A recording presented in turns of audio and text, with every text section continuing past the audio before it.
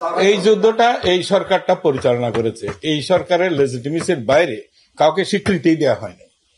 এই সরকারটাই তখন ছিল বাংলাদেশের স্বীকৃত সরকার, যেটা প্রবাসী সরকার।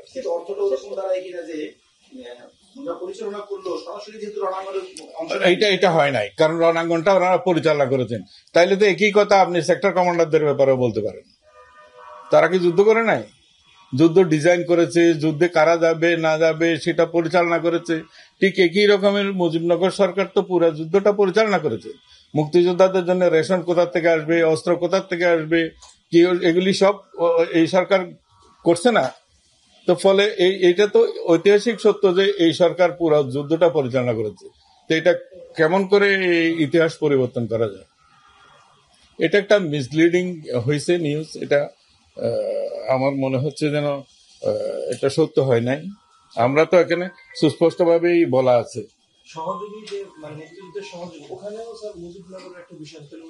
ওইটা মুজিবনগরের কর্মচারীরা, ওইখানে মুজিবনগর সরকারের অধীনে যে সমস্ত বেতনদারী কর্মচারীরা ছিল তাদেরকে বলা হয়েছে সহযোগী, সরকারকে বলা হয় না। ওইটাই। আর এমপি এমএলএদের মধ্যেও যারা সশস্ত্রভাবে এসে যুদ্ধ করেছে তারাও মুক্তিযোদ্ধা। সর্বাঙ্গীনভাবে এইটাকে এই মর্যাদাশীল করা হয়েছে। এটা এই নয় যে যারা সহযোগী মুক্তিযোদ্ধা হবেন তারা মর্যাদা ক্ষুণ্ণ হয়েছে, এটা মোটেও না। কারণ ওই অবদানও অসাধারণ এবং সেভাবেই ওনাদেরকে সম্মানিত করা হচ্ছে কে কি ধরনের ভূমিকাতে সেই সময় অংশগ্রহণ করেছিলেন। এই ক্ষেত্রে সুবিধাদি রাষ্ট্র কর্তৃক প্রদত্ত ভাতা ইত্যাদি নানান সুবিধার ক্ষেত্রেও কোনো বৈষম্য নাই, সবাই সমান।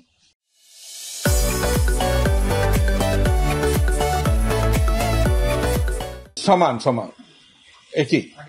এরা সহযোগী, যারা যুদ্ধ করে নাই তারা কি করে হইতে পারে? এটা যারা মুক্তিযুদ্ধের কারণে ওই ভারতে গেছে, নানা রকমের কাজে তারা এনগেজ ছিল, সেখানে হয়তো সে কেউ স্বাধীন বাংলা বেতার কেন্দ্রে, তারপরে কূটনৈতিক এবং আদার অন্যান্য কাজে তারা ব্যস্ত ছিল, তারা সহযোগিতা করেছে।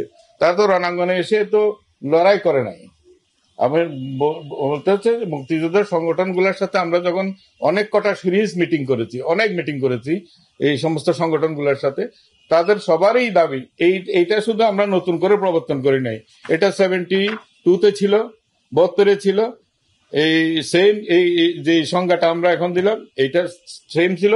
এটা পরিবর্তন করেছে 2018-তে এসে এই সংজ্ঞাটাকে চেঞ্জ করেছে, 2022-এ এসে চেঞ্জ করেছে, দুইবার চেঞ্জ হয়েছে। এখন আমরা সেটাকে আবার ওই যে 72-এর সময় যে সংজ্ঞাটা ছিল, যখন ওই মুক্তিযোদ্ধাদের জন্য ট্রাস্ট গঠন করা হয়, কল্যাণ ট্রাস্ট, তখন এই সংজ্ঞাটা ওই মুক্তিযোদ্ধাদের দেয়া হয়েছিল। ওই সেই সংজ্ঞায় আবার এটা মূলত ফেরত যাওয়া, মানে ইতিহাসকে ইতিহাসের জায়গায় রাখা। এখন একটা লোক, আমি দাবি করছি আমি মুক্তিযোদ্ধা, উনি দাবি করছেন উনি মুক্তিযোদ্ধা, কিন্তু শাশ্বতভাবে বাংলাদেশের সমস্ত মানুষ জানে যে মুক্তিযোদ্ধারা কারা, মুক্তিযুদ্ধ কারা করেছে। এটা কোনো মিসলিডিং নাই, এটা পরিষ্কার হয়েছে, তো সুস্পষ্ট হয়েছে। এটা তো 2বার 3বার করে যা চাই হয়েছে, ব্যাটিং হয়েছে, অনেক কিছু হয়েছে, এটা সুস্পষ্ট। এখন আপনি যদি টুইস্ট করতে চান তাহলে তো আপনি করতে পারেন, সেটা তো অল টুগেদার ডিফারেন্ট জিনিস। এটা তো আমরা একেবারে নিরঙ্কুশ ভাবে ইতিহাসনিষ্ঠ ভাবে আমরা চেষ্টা করছি যাতে এই মুক্তিযুদ্ধটা সম্মানিত থাকে, এটা কন্ট্রোভার্সিতে না যায়, কেউ যেন এটাকে বিতর্কিত না করতে পারে, সেটাও আছে। একই সাথে নিচের দিকে খালি পড়তে থাকেন, আপনি ওটাকে ওটুকু পড়লেন তো আবার পড়তে থাকেন, সবই একই সাথে। তারা মুক্তিযুদ্ধের সহযোগী,